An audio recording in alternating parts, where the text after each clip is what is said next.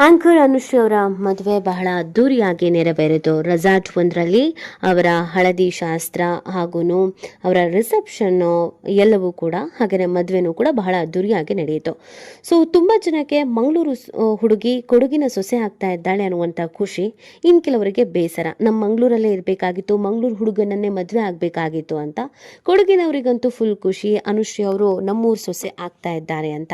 ಇದರ ನಡುವೆ ಅನುಶ್ರೀ ಅವರು ಬೀಗರ ಊಟವನ್ನು ಮಾಡಿಕೊಂಡಿದ್ದಾರೆ. ಅದು ರೋಷನ್ ಅವರ ನಿವಾಸ, ಕೊಡಗಿನಲ್ಲಿರುವಂಥ ರೋಷನ್ ಅವರ ಮನೆಯಲ್ಲಿ ಈ ಬೀಗರ ಊಟ ಕಾರ್ಯಕ್ರಮವನ್ನು ಹಮ್ಮಿಕೊಳ್ಳಲಾಗಿದೆ. ಸಾಮಾನ್ಯರಲ್ಲಿ ಸಾಮಾನ್ಯ ಹುಡುಗಿಯಂತೆ ಅನುಶ್ರೀ ಕೊಡಗಿನಲ್ಲಿ ಕಾಣಿಸ್ಕೊಂಡಿರೋದು. ಒಂದು ಮಾಮೂಲಿ ಹುಡುಗಿ ಮದುವೆ ಆಗಿ ಗಂಡನ ಮನೆಗೆ ಹೋದಾಗ ಬೀಗರೂಟ ಮಾಡಿದಾಗ ಗಂಡನ ಮನೆಯ ಸಂಬಂಧಿಕರನ್ನೆಲ್ಲ ಹೇಗೆ ಮಾತಾಡಿಸ್ತಾರೆ, ಎಲ್ಲರಲ್ಲಿ ಒಬ್ಬರಾಗಿ ಹೇಗೆ ಮಿಂಗಾಲ್ ಆಗ್ತಾರೆ, ಹುಡುಗಿಯನ್ನ ನೋಡೋಕೆ ಜನರು ಎಲ್ಲರೂ ಇದೇ ಹುಡುಗಿನ ಅಂತ ಬರ್ತಾರೋ ಅಂದ ಹಾಗೆ ಕೊಡಗಿನಲ್ಲೂ ಕೂಡ ಅನುಶ್ರೀ ಇದೇ ತರದ ಸಿಚುವೇಶನ್ ಅನ್ನು ಎದುರಿಸಿದ್ದಾರೆ. ಇಡೀ ಕೊಡಗಿನ ಜನ ಅನುಶ್ರೀಯನ್ನು ನೋಡೋದಕ್ಕೆ ಅಂತ ಬಂದಿದ್ದಾರೆ. ಅನುಶ್ರೀ ಫುಲ್ ಸುಸ್ತಾಗಿ ಹೋಗಿದ್ದಾರೆ. ಬೀಗರೂಟದ ಫೋಟೋ ಮತ್ತು ವಿಡಿಯೋ ಸಾಮಾಜಿಕ ಜಾಲತಾಣದಲ್ಲಿ ಸಿಕ್ಕಾಬಟ್ಟೆ ವೈರಲ್ ಆಗಿದೆ. ಇದರ ನಡುವೆ ರೋಷನ್ ಅವರ ಮನೆಯ ವಿಡಿಯೋ ಕೂಡ ವೈರಲ್ ಆಗಿದ್ದು, ಇಷ್ಟು ದೊಡ್ಡ ಮನೆನಾ, ಇಷ್ಟು ಎಕರೆಯಲ್ಲಿ ಮನೆ ಇದೆಯಾ ಅಂತ ಜನ ಹೌಹಾರಿದ್ದಾರೆ. ಹಾಗಿದ್ರೆ ಬೀಗರೂಟ ಹೇಗಿತ್ತು, ಎಲ್ಲಿ ನಡೀತು, ಯಾರೆಲ್ಲ ಬಂದಿದ್ರು, ಅನುಶ್ರೀ ಅವ್ರು ಏನೇನು ಮಾಡ್ತಾ ಇದ್ರು, ಇದೆಲ್ಲದರ ವಿಡಿಯೋ ಮತ್ತು ಮಾಹಿತಿ ನೀಡ್ತಾ ಹೋಗ್ತೀವಿ. ಆದರೆ ಇಲ್ಲಿವರೆಗೂ ನಿಮ್ಮ ಮೆಗಾ ಸುದ್ದಿಯನ್ನು ಸಬ್ಸ್ಕ್ರೈಬ್ ಮಾಡಿಲ್ಲ ಅಂದರೆ ಈಗಲೇ ಸಬ್ಸ್ಕ್ರೈಬ್ ಮಾಡಿ. ಹೆಚ್ಚಿನ ಮಾಹಿತಿಗಾಗಿ ಬೆಲ್ ಐಕಾನ್ ಪ್ರೆಸ್ ಮಾಡೋದನ್ನು ಮರಿಬೇಡಿ. ಎಸ್, ಆಂಕರ್ ಅನುಶ್ರೀ ಅವರು ರೋಷನ್ ಅವರನ್ನ ಮದುವೆ ಆದಾಗ ತುಂಬ ಜನ ರೋಷನ್ ಅವರು ತುಂಬ ಕೋಟಿ ಬಾಳ್ತಾರೆ, ಕೋಟಿ ಆಸ್ತಿ ಒಡೆಯ, ಅವರಿಗೆ 900 ಎಕರೆ ಕಾಫಿ ತೋಟ ಆಗಿದೆ, ಅವ್ರ ಮನೆ ಹಾಗಿದೆ ಹೀಗಿದೆ, ತುಂಬ ರಿಚ್ ಇದೆ, ಆ ಕಾರಣಕ್ಕಾಗಿ ಅನುಶ್ರೀ ಅವರು ಮದುವೆ ಆಗ್ತಾ ಇದ್ದಾರೆ ಅಂತ ಹೇಳಲಾಗಿತ್ತು. ಬಟ್ ಮದುವೆಯನ್ನು ತುಂಬ ಸಿಂಪಲ್ ಆಗಿ ಮಾಡ್ಕೊಂಡಿದ್ದಾರೆ ಅಂತಲೂ ಕೂಡ ಹೇಳಲಾಗ್ತಾ ಇತ್ತು. ರೋಷನ್ ಅವರು ಮಾತನಾಡುವಾಗ, ನಾನೊಬ್ಬ ಕೆಲಸಕ್ಕೆ ಹೋಗುವ ಬಿಸ್ನೆಸ್ ಮ್ಯಾನು ಅಲ್ಲ, ಏನೂ ಅಲ್ಲ, ಕೆಲಸಕ್ಕೆ ಹೋಗುವಂಥ ಉದ್ಯೋಗಿ ಅನ್ನೋದನ್ನು ಹೇಳ್ಕೊಂಡಿದ್ರು. ಆದರೆ ಇದೀಗ ಬೀಗರೂಟದ ಸಂದರ್ಭದಲ್ಲಿ ರೋಷನ್ ಅವರ ಮನೆಯ ಕೆಲವೊಂದಷ್ಟು ಫೋಟೋಗಳು ವೈರಲ್ ಆಗಿದ್ದು, ಅನುಶ್ರೀ ಅವರು ಹಿಡಿದಿದ್ದಾರೆ, ಸರಿಯಾದ ಹಿಡಿದಿದ್ದಾರೆ ಅಂತ ಕೆಲವರು ಕಮೆಂಟ್ ಮಾಡ್ತಾ ಇದ್ದಾರೆ ಕಾಮಿಡಿಯಾಗಿ. ಹೌದು, ಕೊಡಗಿನಲ್ಲಿ ರೋಷನ್ ಫ್ಯಾಮಿಲಿ ಮತ್ತು ಊರು ಮನೆಯವರಿಗೆ ಮಾತ್ರ ಈ ಒಂದು ಬೀಗರ ಊಟವನ್ನು ಹಮ್ಮಿಕೊಳ್ಳಲಾಗಿತ್ತು.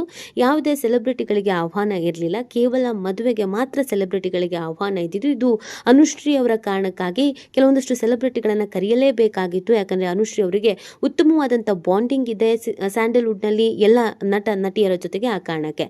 ಆದರೆ ಹಳದಿ ಶಾಸ್ತ್ರ, ಸಂಗೀತ ಕಾರ್ಯಕ್ರಮ, ರಿಸೆಪ್ಷನ್, ಅದರ ಜೊತೆಗೆ ಬೀಗರ ಊಟ, ಇದೆಲ್ಲ ತುಂಬ ಪ್ರೈವಸಿಯಾಗಿ ಕೇವಲ ಅವ್ರಗಳ ಫ್ಯಾಮಿಲಿಗೆ ಮಾತ್ರ, ಊರು ಮನೆಯವರಿಗೆ ಮಾತ್ರ ಕರೆದು ಊಟವನ್ನು ಹಾಕಿಸುವಂತ ಕೆಲಸವನ್ನು ಮಾಡಲಾಗಿದೆ. ಹೌದು, ರೋಷನ್ ಅವರ ನಿವಾಸ ಕೊಡಗಿನಲ್ಲಿದೆ. ಈ ಕೊಡಗಿನಲ್ಲಿ ಊರು ಮನೆಯವರಿಗೆಲ್ಲ ಕರೆದು ಬೀಗರ ಊಟವನ್ನು ಹಾಕಿಸಿದ್ದಾರೆ. ತುಂಬಾ ಜನ ರೋಷನ್ ಅವರಿಗೆ ವಿಶ್ ಮಾಡೋದಕ್ಕಿಂತ ಹೆಚ್ಚಾಗಿ ಅನುಶ್ರೀ ಅವರನ್ನ ನೋಡೋಕೆ ಅಂತಾನೆ ಮುಗಿಬಿದ್ಬಿಟ್ಟಿದ್ರು.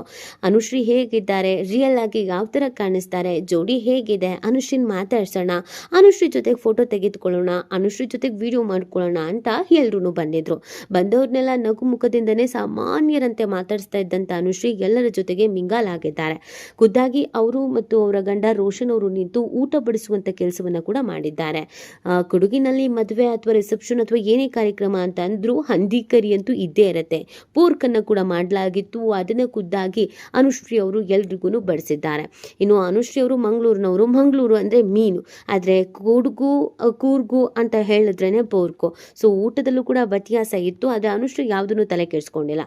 ಪ್ರೀತಿ ಮಾಡಿ ಮದುವೆ ಆಗಿರೋದು ಅಂತಂದ್ಮೇಲೆ ಎಲ್ಲದಕ್ಕೂ ಹೊಂದಾಣಿಕೆನ ಮಾಡ್ಕೊಳ್ಬೇಕಾಗತ್ತೆ. ಬಂದಂತ ಊರು ಮನೆಯ ಜನರನ್ನ ಬಹಳ ಪ್ರೀತಿಯಿಂದ ಎಲ್ಲರಿಗೂ ಧನ್ಯವಾದವನ್ನ ತಿಳಿಸ್ತಾ, ಥ್ಯಾಂಕ್ಸ್ ಅನ್ನ ಕೊಡ್ತಾ, ಎಲ್ಲರ ಜೊತೆಗೆ ಫೋಟೋಗೆ ಪೋಸ್ ಅನ್ನ ಕೊಡ್ತಾ ಅನುಶ್ರೀ ಅವರು ಬೀಗರ ಊಟದಲ್ಲಿ ಭಾಗಿಯಾಗಿದ್ದಾರೆ.